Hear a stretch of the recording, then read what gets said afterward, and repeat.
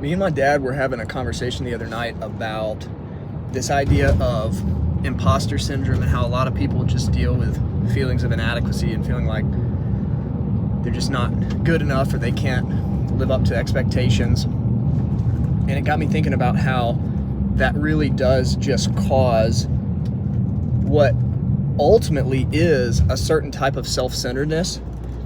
A lot of people, I think of self-centeredness or selfishness as almost sort of a form of arrogance, where you just think so highly of yourself that you are the central focus as a consequence of your sort of undue assigned self-importance over others.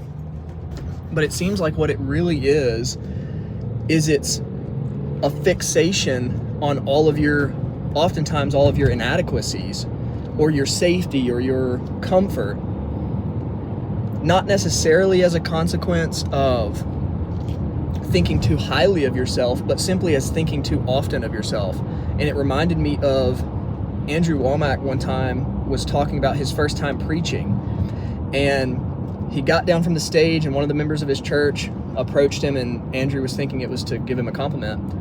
And it was an older gentleman who actually told Andrew, you know, Andrew, if you could ever stop thinking so much about yourself, you could really be a great preacher one day, be a great communicator, be a great, leader.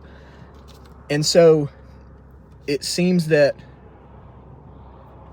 the antidote really to self-centeredness is not thinking less of yourself in terms of thinking about yourself less important or thinking about yourself less valuable, but just thinking about yourself less often. It's a change in focus. Basically, what the pastor was saying to Andrew was, if you could think more about the impact you stand to have on the people who you're communicating with and what they need from you, and think about serving the audience. I'm reading an Andrew Peterson book right now. He's a Christian writer and author, and he talks about serving the audience in performance, that focus on the audience and their needs. The more you think about those you're serving, the less fixation you have on yourself. And then as a consequence, the more effective you are as a communicator, and the less you deal with feelings of inadequacy, because you're not constantly worried about measuring your own success or your own quality of communication, but instead you're focused on serving the needs of others and grasping onto the power of God so as to do that which He has called you to do.